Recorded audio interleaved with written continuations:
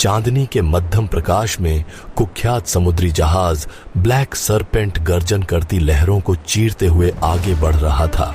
कप्तान नाथनिएल हॉक, जो अपनी चालाकी और निर्दयता के लिए प्रसिद्ध था, अपने हाथ में एक पुराना नक्शा पकड़े हुए था। उस नक्शे पर सायरन द्वीप का पता था, एक ऐसा स्थान जिसे केवल दंतकथाओं में सुना गया था। यह द्वीप खजाने से भरा हुआ था, पर वहां से लौटने वाले कम ही थे। कहते हैं कि यह द्वीप अभिशप्त था।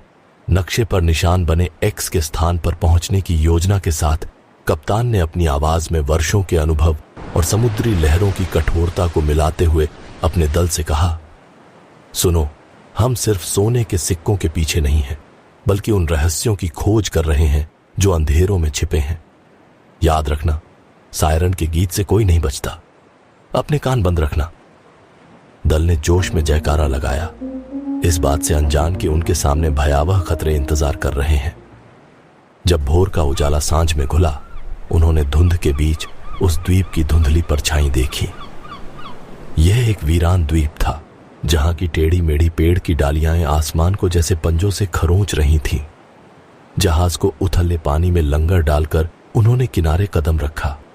समुद्री हवा के साथ एक अजीब सी सर्दी उनके शरीर में घुस गई, जो प्राकृतिक नहीं थी। और तभी गीत शुरू हुआ, एक ऐसा मधुर स्वर जो उतना ही मोहक था जितना खतरनाक। दल के कई सदस्य सम्मोहन में पड़ गए। नाथनिएल ने जल्दी ही समझ लिया कि सिर्फ मोम से अपने कान बंद करके ही वे इस गीत से बच सकते हैं। उसने अपने कुछ भरोसेमंद साथियों के साथ ऐसा ही किया। सम्मोहित दल से अलग होकर वे द्वीप के और अंदर की ओर बढ़े। चांदनी की हल्की रोशनी में उन्होंने एक छुपी हुई झील देखी। वहीं पानी के नीचे से जल परियां प्रकट हुईं। वे अप्सरा जैसी सुंदर थीं। उनकी मुस्कानें सपनों का वादा करती थीं, पर उनकी आंखों में समुद्र की गहराई जैसा अंधकार छिपा था। लोभ ने दल के कुछ सदस्यों को अपने वश में कर लिया।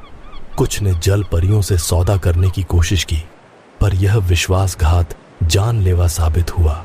जल परियों के श्राप से वे चीखते हुए गहराइयों में समा गए। नाथनिएल ने एक प्राचीन वेदी खोजी, जो रहस्यमय पहेलियों से भरी हुई थी। अपनी चालाकी और दृढ़ता से उसने यह रहस्य सुलझाया कि असली खजाना केवल एक छलावा था। वह जाल था जो जल परियों को अमृता के लिए पुरुषों की आत्माएं प्रदान करता था। अब उसके पास केवल एक विकल्प था, जीवित रहने का। उसने बचे हुए वफादार साथियों को इकट्ठा किया और वेदी को आग के हवाले करने की योजना बनाई।